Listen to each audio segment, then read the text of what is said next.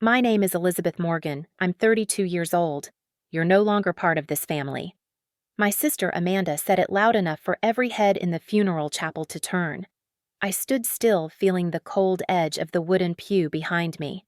No protest, no words, only the lingering notes of the organ mingling with the hushed murmurs of relatives. At the far end of the room, a man in a deep green military uniform watched me quietly, his eyes holding something back, waiting for a moment. Amanda turned away, continuing to shake hands with guests as if she hadn't just thrown me out.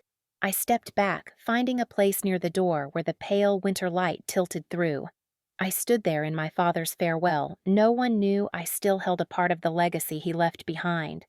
No one knew, but they would. Because this wasn't the first time I'd been dismissed, but it might be the last. Come with me, to see how I became the keeper of the real will, and what happened to the one who tried to erase me from the family. The chapel smelled faintly of lilies, heavy and sweet, the kind of scent that clung to your clothes long after you left.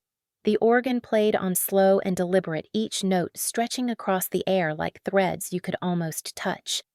I stayed near the door, the chill from outside leaking in through the narrow gap. It was enough to keep me awake, to keep my thoughts sharp.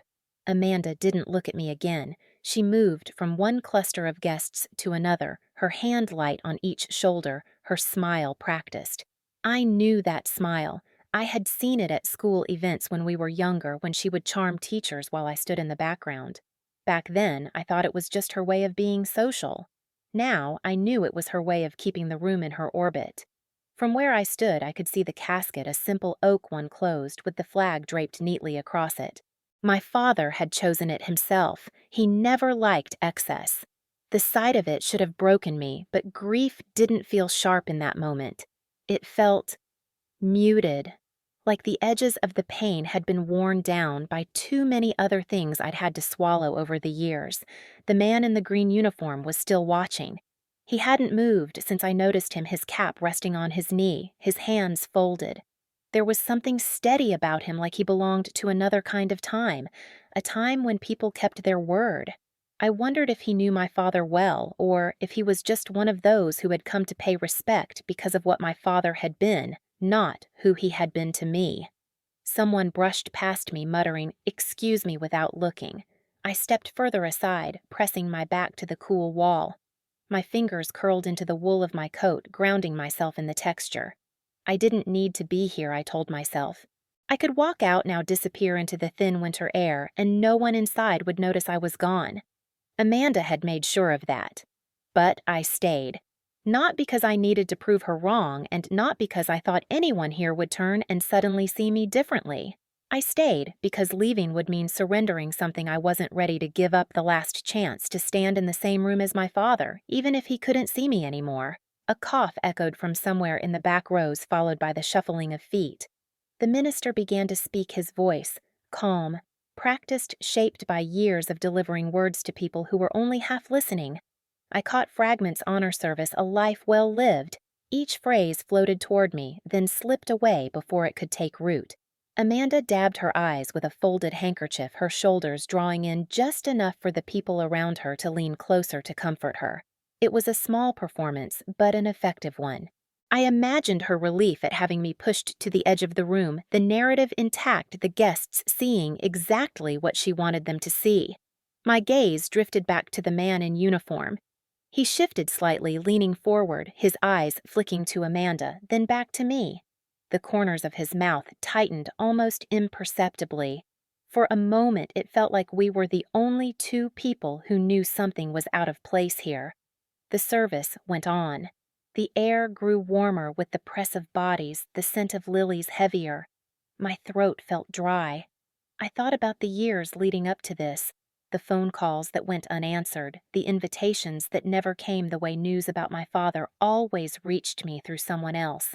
And I thought about the one letter I'd received from him in the last decade, short and plain, but with a single sentence that had stayed with me.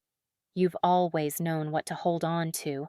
When the minister's voice began to fade into the final prayer, I bowed my head, though I wasn't listening. My eyes stayed on the floor, tracing the grain of the wood following its lines until they reached the base of the casket. I could feel Amanda's presence at the center of the room, drawing attention, drawing sympathy.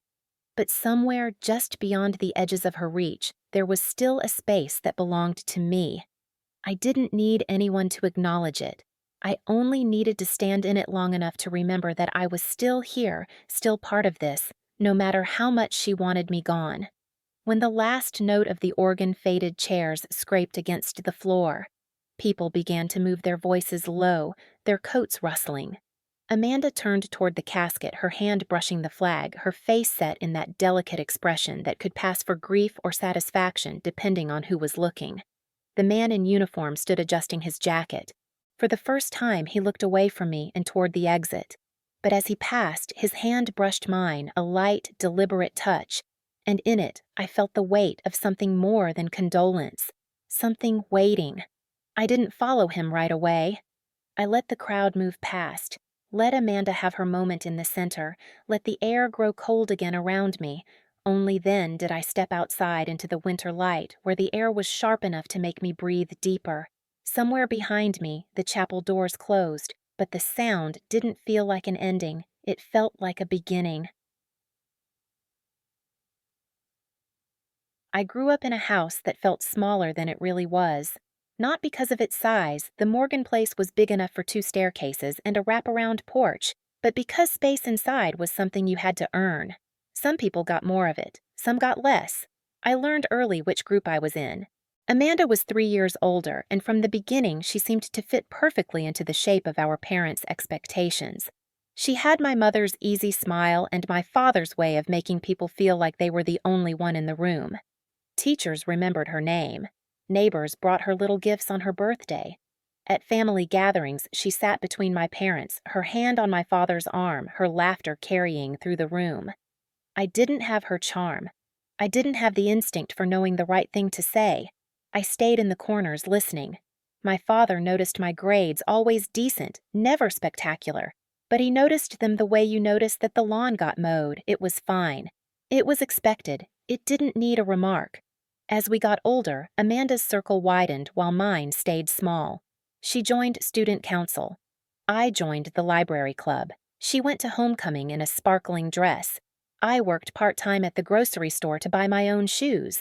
When she went to college in the city, the whole family drove her there, carrying boxes up 3 flights of stairs. When I left for community college 2 years later, my father handed me gas money and told me to drive safe. I didn't resent her, not in the way people expect. There was no single moment when I thought I hate her. It was more like a steady adjustment of expectations, like turning down the volume on a radio until you could barely hear the song anymore. By the time my mother passed away, Amanda had moved back to town. She took the guest room upstairs and started helping with Dad, managing his doctor's appointments, organizing his finances, making sure the bills were paid. It made sense. She was there. I wasn't. I was living 2 states away, working enough hours to cover rent and keep a modest routine. I called when I could, but the conversations were short. Then, Dad's health started to falter. It wasn't sudden, more like a slow dimming. Amanda became the gatekeeper. If I wanted to talk to him, I had to go through her. Sometimes she said he was too tired. Sometimes she said he was napping. Sometimes I left messages that were never returned. When I did manage to visit, Amanda made sure the house felt occupied. Always a cousin over for coffee, or a neighbor stopping by, or a nurse bustling in with a clipboard. Moments alone with Dad were rare, and when they came, he was often quiet, watching me with a kind of patience I didn't quite understand. One evening, not long after a visit, Amanda called me.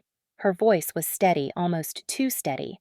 She said Dad had been talking about adjusting some things in his will, making sure everything was fair. She didn't say what fair meant. I didn't ask. We ended the call quickly. I thought about that conversation often, mostly in the quiet hours before sleep. I imagined adjusting could mean many things, splitting things evenly, giving more to charity, maybe setting aside something for the house repairs. I never imagined it could mean removing someone entirely. But Amanda had a way of making decisions sound inevitable. Months later, I heard from an old neighbor that Amanda had been spending a lot of time at Dad's lawyer's office, just helping with paperwork, the neighbor had said. I didn't think much of it then. Paperwork was Amanda's specialty. She liked neat stacks of things' signatures where they belonged. I wouldn't learn until much later that she had been more than helping. She had been orchestrating. When Dad's health declined sharply, I offered to come stay for a while to help. Amanda told me it wasn't necessary and that too many people in the house would overwhelm him. The conversation was short-clipped. I hung up feeling like I'd crossed into territory where my presence was no longer wanted. And so I stayed away. I told myself it was what he wanted, the quiet, the space. Maybe it was easier to believe that than to face the truth Amanda was rewriting the story of our family, and she'd already decided which parts I didn't belong in. The last time I spoke to my father, his voice was thin, but certain. He didn't talk about his health. He didn't talk about Amanda. He asked me about the weather, about whether I still took my walks in the mornings. Then, just before hanging up, he said, "Liz, you've always known what to hold on to. Don't let go of it." At the time, I thought he meant memories. I didn't realize he meant something far more tangible, something that could be written down, signed, and sealed. After he passed, news reached me in fragments. A cousin texted that the funeral would be sometime next week, but no one followed up. Days later, Amanda left a brief voicemail. "The service is Friday. It's for close family only." By then, I'd already decided I wouldn't force my way in. But there was a pull, a quiet, insistent tug that told me I needed to stand in that room one last time. I didn't know yet that Amanda's version of the will wasn't the only one. I didn't know that somewhere in a locked drawer the real one still waited, and I certainly didn't know whose hands it was in. The week after Dad's death moved strangely slow in my body but quick in the world around me. Arrangements were made without me. Decisions about the service, the obituary, even the order of speakers all carried out under Amanda's name. I heard about them the way you hear about weather in a town you don't live in anymore from a distance with no ability to change it. The obituary in the local paper listed Amanda as his beloved daughter and caretaker. My name wasn't there at all, not even a passing mention. I stared at the page on my phone for a long time, the words blurring. Then I put it down because I knew that if I let myself feel too much, I'd start writing emails I could never unsend. A couple of relatives reached out awkwardly. One aunt called to say she was sorry about how things turned out, but that Amanda had really been there for him. It was a statement wrapped in apology, but the message underneath was clear. Amanda's narrative had become the truth everyone accepted. When I finally decided to drive to Ohio for the funeral, I didn't tell Amanda. I wasn't sure she'd let me in. I told myself I was going to honor my father, but there was another reason, one I couldn't quite name. A feeling that there was something unfinished, some loose thread that hadn't been tied. The morning of the service, I parked my car 2 streets over. Snow clung to the edges of the sidewalks, turning gray in the winter light. My breath came out in slow clouds. As I walked toward the chapel, I saw Amanda at the entrance greeting guests. Her eyes swept over the crowd like a lighthouse beam, touching each face, briefly moving on. When they landed on me, they didn't linger. Instead, her smile tightened and she stepped forward. "You shouldn't be here," she said quietly, leaning in as if sharing a confidence. "This is for family. I am family," I said, though my voice was softer than I meant it to be. She tilted her head, that same practiced look of pity she'd worn since we were kids. "Not anymore. You know what Dad wanted." There was no point arguing. I stepped back, letting other guests move past me, and found my place at the edge of the room. It was then that I noticed him, the man in the green uniform. He was seated near the back posture, straight, his eyes steady on the proceedings. Something about him drew my attention, though I didn't recognize him. When the service began, I caught him watching Amanda, not with admiration, but with the kind of focus people have when they're waiting for a crack to show in a story. Once or twice his gaze shifted to me. It wasn't curiosity, it was recognition. Not of my face maybe, but of my place in the room. The real break came after the service. While people milled about, Amanda was surrounded by a small knot of relatives, all speaking in low, consoling tones. I stood by the exit ready to leave.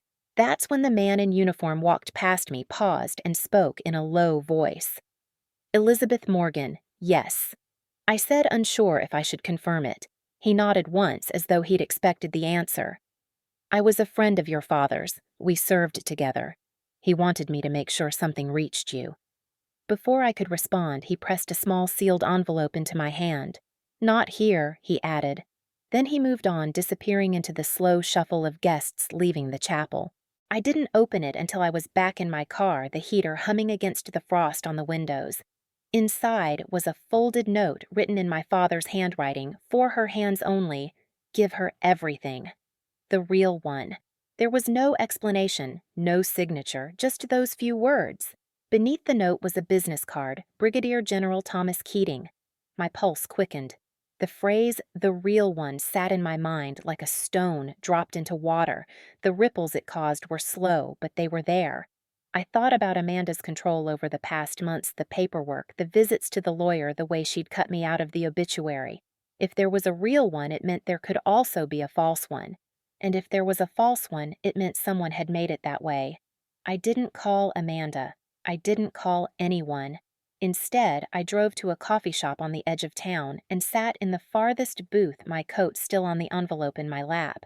I turned the card over and over, tracing the embossed letters with my thumb. General Keating, a man who had served with my father, a man who had been in that chapel watching measuring, a man who now held— what proof protection? A piece of the truth Amanda had tried to bury. The thought should have brought me relief. Instead, it settled in my chest like a warning. If Amanda had gone so far as to change a will to erase me on paper, then whatever Keating carried was more than just a document. It was a threat to her version of our father's story. And people who build their lives on a version of the truth don't let go of it easily. That night, I stayed in a small motel just outside town, the kind with a buzzing neon sign and thin curtains that never quite met in the middle. The heater rattled in the corner, spitting bursts of warm air that smelled faintly of dust. I sat on the bed with my coat still on the envelope from General Keating beside me, unopened now, but heavier than anything else in the room. It would have been easier to leave it there to drive away in the morning and let Amanda have whatever she had fought so hard to keep. Part of me even believed she'd earned it in her own way. She had been there every day managing Dad's care, keeping the house running. I had been somewhere else. I lay back on the bed, staring at the water-stained ceiling, and the thought came sharp and cold. Maybe she's right. Maybe I don't belong here. The more I turned it over, the more it settled into me. All those years of being the extra person in the family photo, the one who didn't quite match, the one whose absence never left an empty chair at the table. It was easier to think Amanda had simply formalized what had been true all along. I must have drifted for a while because the next thing I knew, my phone buzzed on the nightstand. A text from an unknown number. "Tomorrow, 10 a.m. My office. Don't tell anyone." An address followed one I didn't recognize. I didn't need to guess who had sent it. The clipped tone, the absence of unnecessary words, it was Keating. For a moment, I considered ignoring it. Showing up would mean stepping into whatever mess Amanda had created. It would mean taking a side, claiming something I wasn't sure I even wanted. But there was a part of me, the part my father had once trusted with a single unexplained sentence, that wouldn't let me walk away. The next morning, frost traced the edges of the motel's windows. I drove through quiet streets past houses with curtains still drawn to a low brick building on the edge of town. The sign out front read, "Keating Security Consulting." Inside, the air was warm, carrying the faint scent of coffee and paper. Keating sat behind a desk, cluttered with folders and a single heavy-looking safe. He didn't stand when I entered, but he gestured to the chair across from him. "Your father trusted me," he said without preamble. He knew what Amanda was doing. He also knew you'd be the only one to keep his wishes intact. I opened my mouth to speak, but he held up a hand. "Before you say you don't want anything, you need to see this." From the safe, he pulled a manila envelope larger than the one he'd given me before. Inside was a neatly typed document, stamped and signed the original will. It left everything including the house investments and accounts to me. At the bottom, my father's signature was bold and certain. "He gave me this 3 months ago," Keating said, "told me to keep it safe." 2 weeks later, Amanda tried to file a different version through his lawyer. That's a felony. I have the proof. My throat felt tight. I traced the edges of the paper with my fingertips, the weight of it, both real and unreal. Why me? I asked finally. After everything. Why would he do this? Keating's gaze was steady.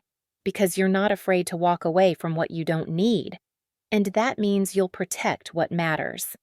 I didn't know how to respond to that. The words settled in a place I hadn't touched in years, a quiet, stubborn part of me that had stayed intact despite everything.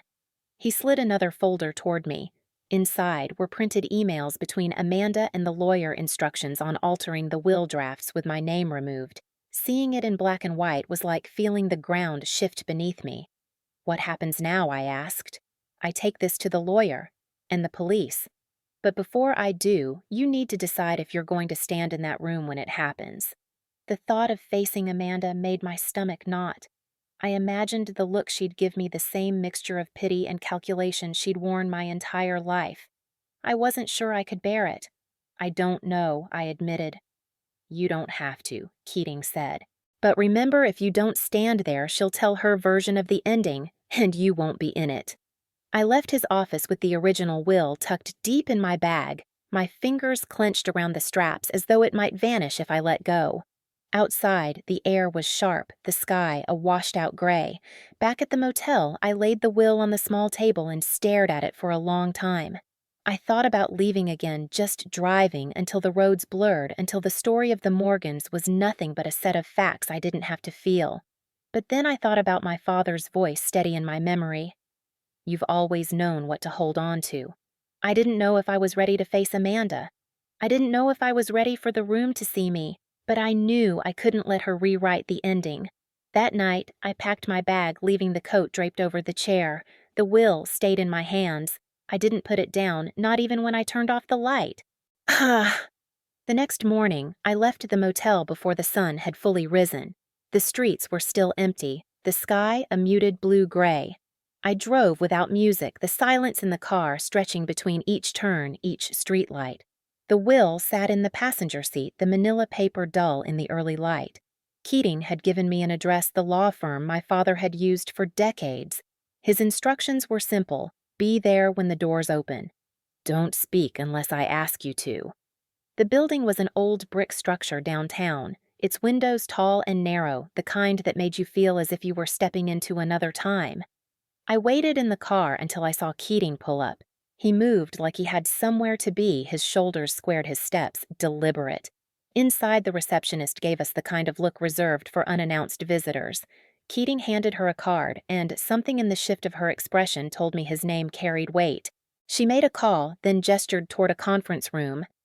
The lawyer was already there, a man in his late 50s, silver hair, rimless glasses.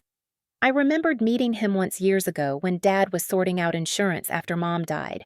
He stood when Keating entered his face, registering surprise, then caution. I have reason to believe Keating began placing the manila envelope on the table, that the version of the will you have on file is fraudulent. The lawyer's eyes flicked to me, then back to Keating. That's a serious accusation. Keating didn't blink. I have the original signed and dated by Mr. Morgan, along with correspondence showing an attempt to alter it after the fact. The room felt still, the kind of stillness that makes you aware of your own breathing. I didn't speak. I didn't move. The lawyer slid the papers from the envelope, scanning them, his mouth tightening.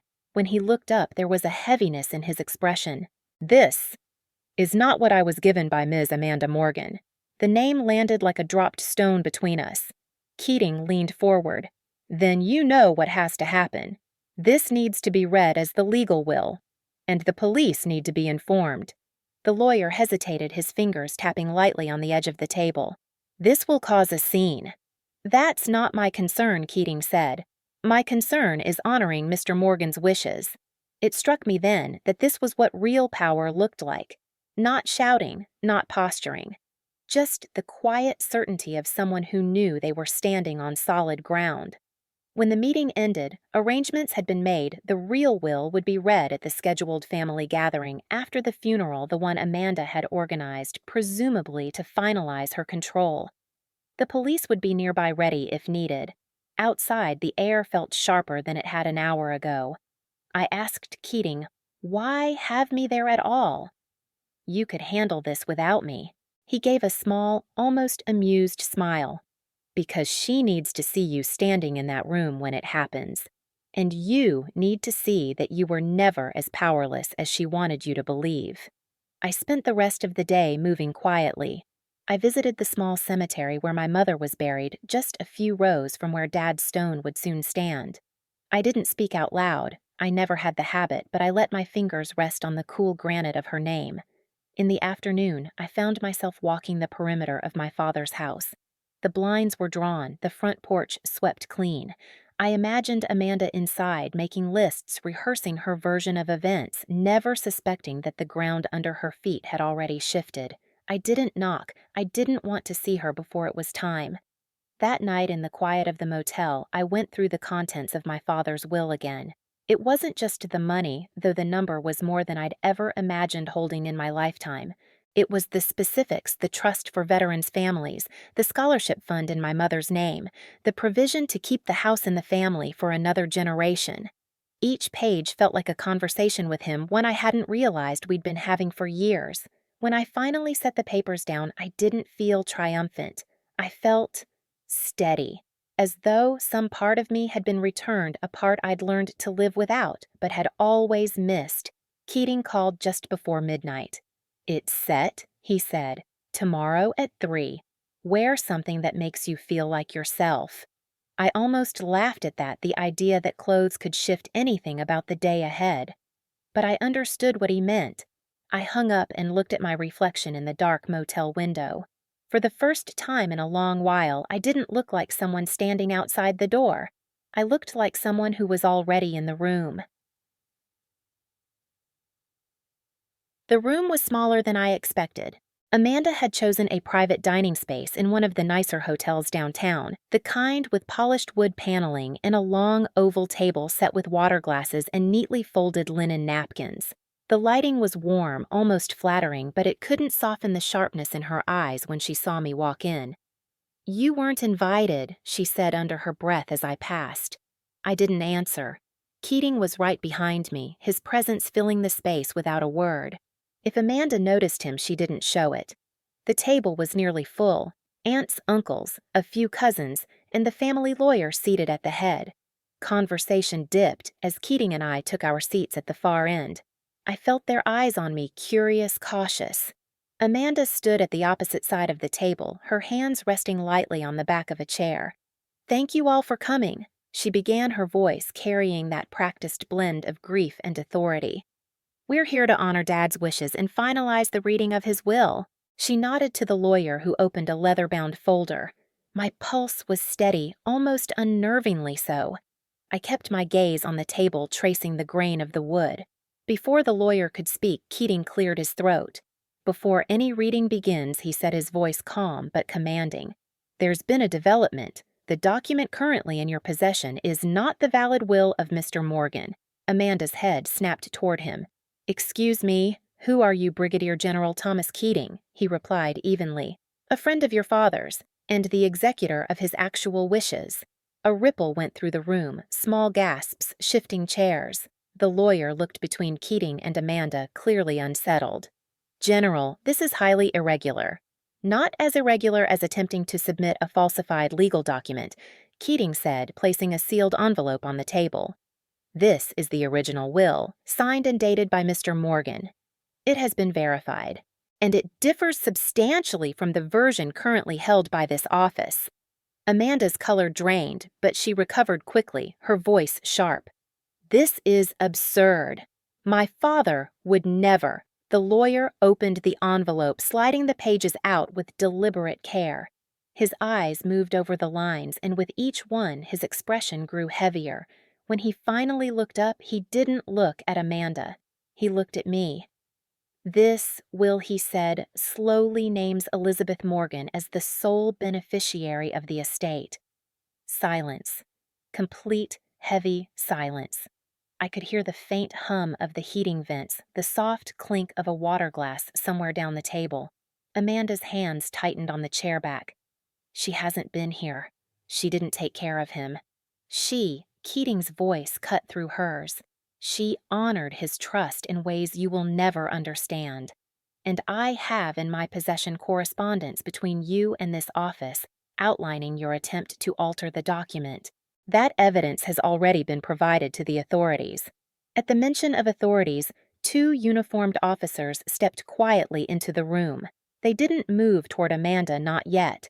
They simply stood a silent presence at the door. Amanda's voice faltered. "This is a mistake." No, Keating said, his tone final. "It's the correction of one." I hadn't spoken a word. I didn't need to. My father's signature, bold and certain at the bottom of those pages, spoke louder than anything I could have said. The lawyer cleared his throat, addressing the room. "This will is legally binding. The estate will be transferred according to its terms." All eyes seemed to swing toward me, then searching for some reaction, shock, triumph, anything. But I kept my gaze on the papers in front of me, my hands folded loosely in my lap. Amanda's breathing was uneven now. The officers stepped forward, one speaking quietly to her, the other waiting. She didn't look at me as they led her out, her heels clicking sharply against the polished floor. The room remained silent long after the door closed. No one seemed to know what to say. The lawyer began collecting his things, speaking in low tones to Keating. I stayed seated, letting the quiet settle. Finally, Keating looked at me. "You don't have to stay," he said. "I know," I replied. But I didn't move. I wanted to feel this moment fully, not as a victory, but as a simple, unshakable truth, finally standing in the light. The conversation around the table began again, tentative and subdued. I kept my place, letting it all wash past me. Amanda was gone, the will was real, and my father's wishes were intact. And I had been there in the room when the story changed. And the room began to empty after Amanda was escorted out. Coats were shrugged on chairs pushed back with careful hands, as though no one wanted to make too much noise in the wake of what had just happened. A few relatives glanced at me, their expressions unreadable, a mix of curiosity, discomfort, maybe even shame.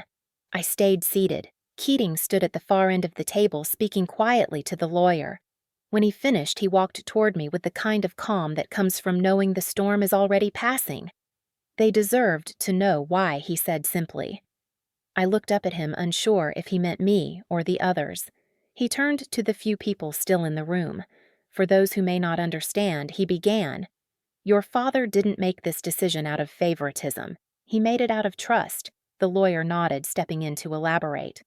"Over the past 8 years, Elizabeth has been the anonymous administrator of the Morgan Fund, a charitable trust your father established to support veterans and their families. She has managed it without pay, without recognition, and with a level of integrity I have rarely seen. The success of that fund is one of the reasons the estate is as substantial as it is today." A low murmur passed through the room. Someone at the far end, a cousin I barely knew, leaned toward another and whispered something I couldn't hear. Keating continued, his voice steady. "When your father's health began to fail, he told me directly that the only person he trusted to carry on that work was Elizabeth. He knew she would not sell the house.